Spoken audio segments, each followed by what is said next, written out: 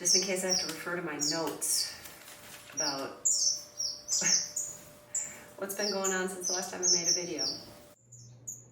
First of all of the twin spot babies from last year have gone to their new homes. I kept 2 pairs and 1 extra male, and I am so thankful for the people who are interested in them, and they've just got wonderful homes. Really neat people. It's fun to meet everybody.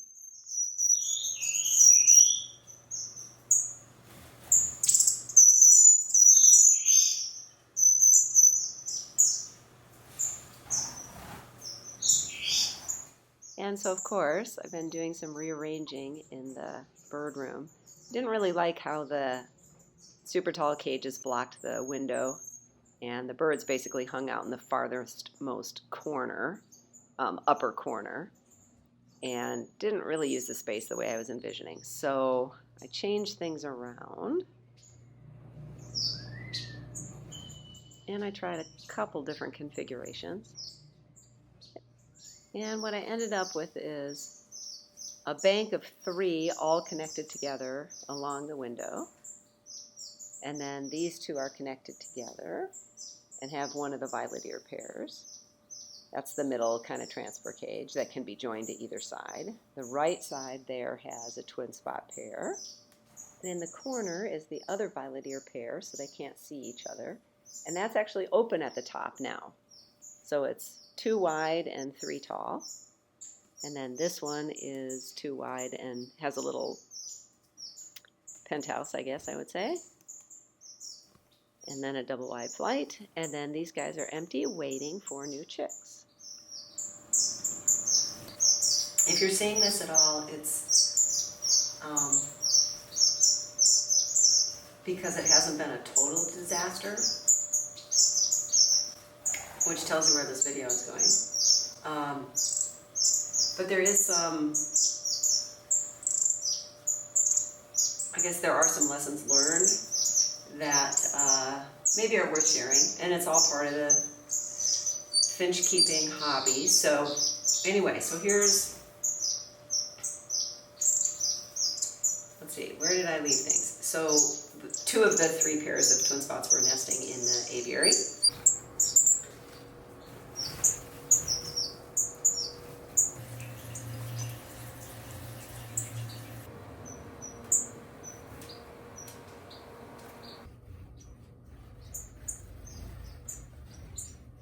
Okay, so the black cheek waxbills are new species to me, and I don't know them very, very well, and I'm learning about them, and it turns out that they have a couple of behaviors that were very problematic for the twin spots.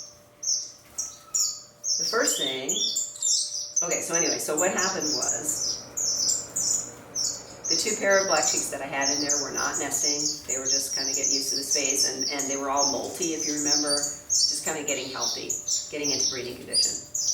And the 1 pair that was still in the bird room were sitting on eggs, and they turned out to be 4 infertile eggs. And then I moved them into the aviary, and they were like excellent, and they started another nest right away. Well, they took over the twin spot nest of Amos and Nina, and they hadn't laid any eggs, but the nest is really similar. It's the twin spots make a ball nest. The nesting chamber is off to one side, and they have a horizontal entrance. So because the nesting chamber is not in the center, the wall of the nest creates a little entrance tube. Hopefully that makes sense. The black cheek is kind of similar, but their entrance is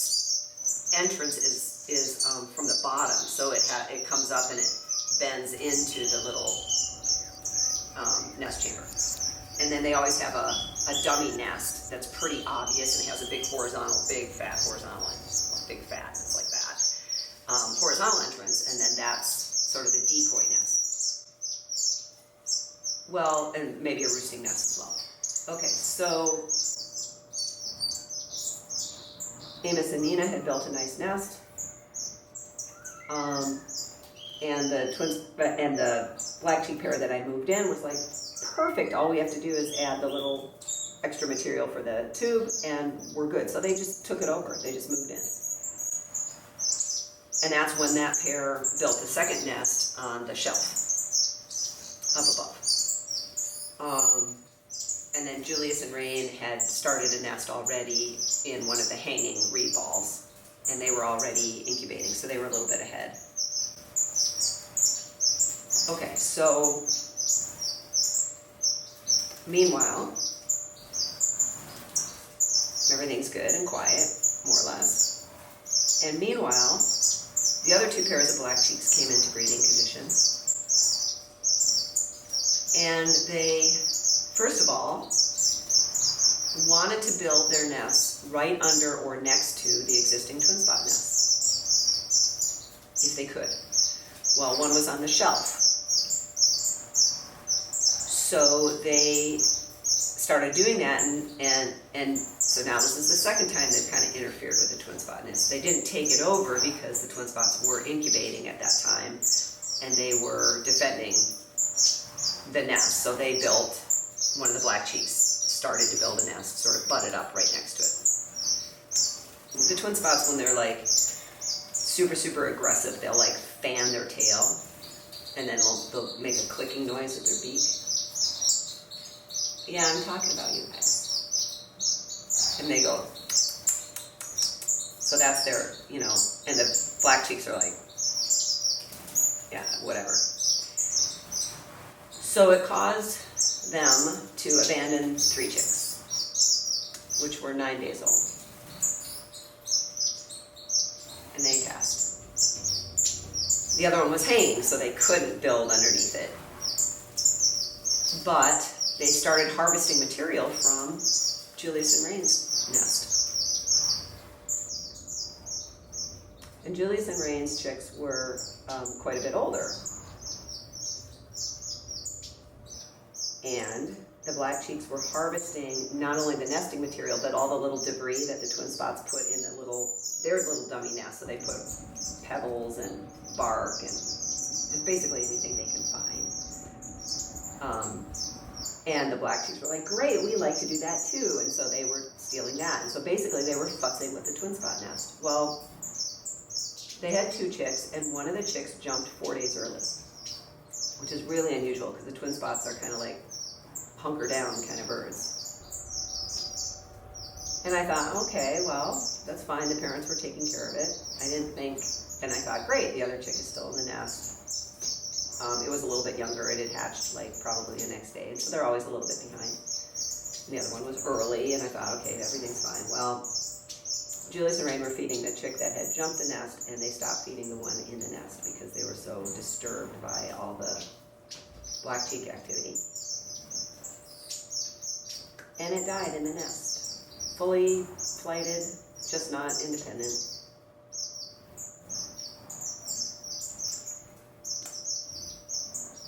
Heartbreaking.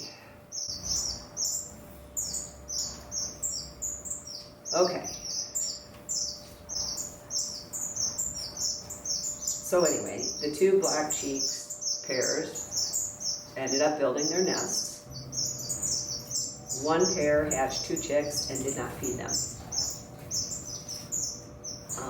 And it became super obvious. I couldn't inspect the nest because the way the nest is built and it was hanging. And but I knew when the 2 parents were out, right about the time that the chicks hatched, I was like, that's not good. So I let it go a day or 2, and then I pulled it, and sure enough, the chicks had hatched and had never been fed. And the other pair is still sitting and due to hatch chicks later on next week. Meanwhile,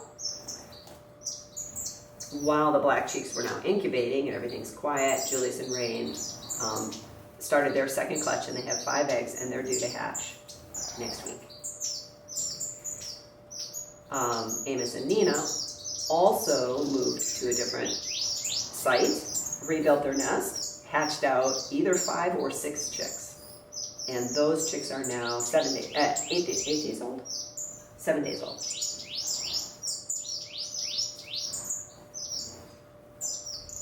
And then the black cheek pair that wouldn't feed their 2 chicks started their second clutch, and guess where they wanted to build their nest?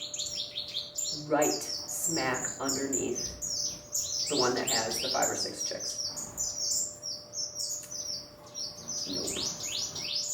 So, as much as that was a very painful decision, it really wasn't. I pulled the nest apart, caught those pair, and they are living right there now. And if they want to have another clutch or try for another clutch, it's entirely up to them, but they are not going to be able to interfere with my Twinkies. Meanwhile, the little twin spot chick is doing great, and pretty soon he or she will have some friends, I hope. There's Mommy. And what all this stuff is I thought, well, maybe I can fool the black cheeks into either trying to build their nest or at least steal nesting material from fake nests. So that's what this is all about. And I now think what they're doing is they're using the twin spot nests as decoys. And they're doing this on purpose. I got to do more research about how they build their nests in the wild, but I think that's what's going on. But here's a nice courtship of the black cheeks, by the way.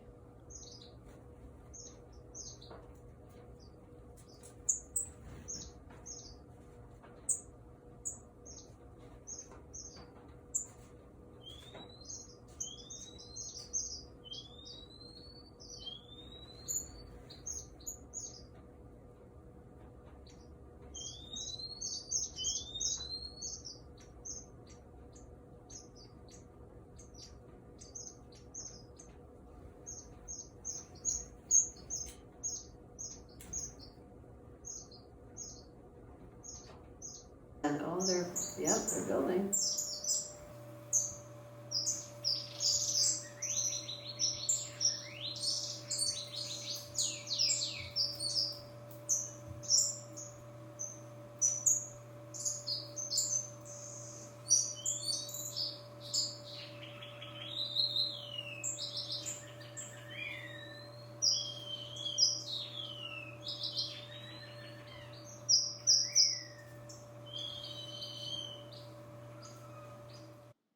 I have like hours of video of birds building nests. These guys were pretty accommodating to build in a place where I could make a nice video of it. It is so interesting to see how they manipulate the nesting material. But anyway, I'm only going to put in a little bit more just as a little comic relief after all of the disaster. The nest site that they're building into is the reed, the basket weaving reed that I just make a loose ball. The grassy looking stuff is dried raffia, I think, is what it's called. It's just dried grass, basically. And then this is burlap that they're using to work the fine detail. And I buy that in big, like fabric pieces and cut it up. And you will have seen that in other videos. So those are the primary things that I use for nesting. They don't miss a beat. They're cool birds. I like them a lot. I just don't like how nosy they are, and that they're pirates.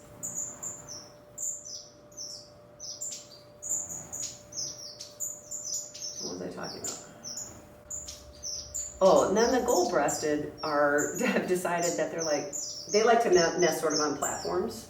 They nest in a lot of different things, but one thing they like to rest on platforms.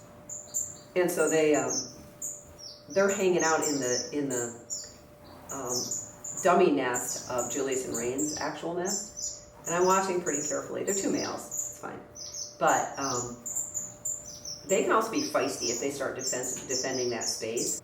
Anyway, keeping an eye on my gold-breasted. Okay. Right, so now we're in the bird room. This cage is just birds waiting for their turn to go into the aviary, which will be later on when the breeding season is done, and that has to be done the end of June, so we're kind of running out of time of anybody who wants to have chicks. Let me skip over the violet ears. This twin spot pair, Loose and Leafy, have I think 5 chicks. They had 5 eggs. I think they all hatched. And they are also 7 days old. And they look great. Everything's going well there. These are the wingless fruit flies, one of the many ways that I feed them so that they don't get away, and it works great. Over here are 3 pairs of twin spots for future breeding. Just saving the genetics. Okay, so this violet ear pair, Martha and Prince Henry, completed their molt quite a while ago actually, and came into breeding condition. Martha built her own nest. Prince Henry didn't help. She built her own nest on top of a reed ball. Laid 4 eggs. And I couldn't inspect if they were fertile or not, but I was thinking they probably weren't. But keeping an eye on it. And Prince Henry more or less spent most of his time dismantling the nest, pulling the stuff out. It didn't matter what I did. I could give him stuff on the ground to play with. I gave him green seed heads, dandelion leaves. It didn't matter. He was just kind of determined to dismantle the nest. So it was kind of like this race against time. Like, is the thing going to fall apart before anything hatches? Is anything going to hatch? Whatever. Well, I came in on the day that they should have hatched, and sure enough, there's a chick on the floor, which I attributed to Dad. But it was still alive, so I put it in a little nest, got it warmed up, separated the cage, and I've done that before, and it really irritates the female. She gets very agitated, and so I thought, I've tried separating it just physically, but they can still see each other. Does not help. I've tried separating it visually. Does not help. So this time, I moved him over to this middle cage, so he was farther away and closer to this violet ear pair. And it didn't matter. I kept an eye on her, and she abandoned the nest. Oh, meanwhile, I had put the chick back in the nest, and there was an older chick, one that had hatched probably the night before, or in the night. So she had abandoned the nest, and there were 2 other eggs in there. This pair of violet ears, I had just pulled 4 infertile eggs that were overdue and taken the nest out, and I was like, "You're done with the breeding season because I don't have time for you to go through another cycle because I'm going to be gone for 10 days coming up soon, and it's too much for other people to take care of." So I pulled them, and I was like, "Ah." So these guys are abandoned. The youngest chick, the one that had gotten tossed, had passed. The older chick was still alive. Now it's basically a day old. I checked the 2 eggs, they're fertile. So I pulled the nest, put everything in front of the heater, and I thought, okay, I'm gonna foster them under these guys. So I quick built a nest in a half open nest box, built a nest, fed the chick to give him a bit of a head start, give him a good feeding, stuck the chick and the 2 fertile eggs in the nest, hung the nest in the cage. And that was 4 days ago. And the female eventually kind of came over to check it out. She just stood for a long time looking in the nest, felt like forever to me. It was probably about 5 minutes. And she hopped in. The chick is still alive and is being fed, and I've seen it actually with the borescope. I've watched the dad feed it as well, which is a good sign. And there's at least 1 other chick. So 1 of the fertile eggs also hatched, despite being cold for like 5 hours. I did put the light over it to kind of provide some warmth when they were in the nest. So these guys are currently fostering at least 2 chicks for those guys.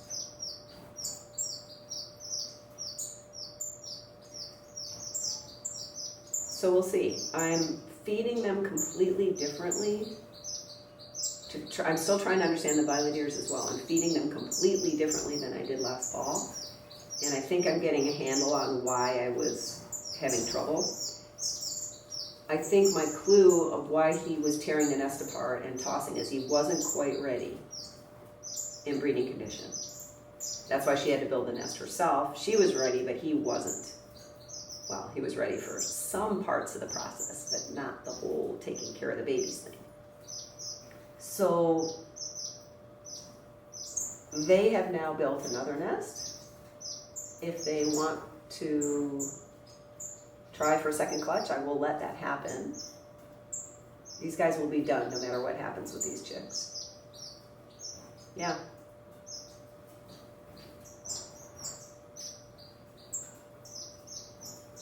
When I know more about both of those species, I will be, making some kind of a summary about those species for people who are interested in them. There are experts in the world on these species, and I am not. But I am learning by the school of hard knocks, for sure. Okay, so that's what's been going on. And I'm not going to publish this video until I have some good news. So it'll be a little while yet. I'd like to see those guys fledge, the ones in at least Nina's chicks in the aviary fledge. I'd like to know that these guys, yeah, it's going to be a little while.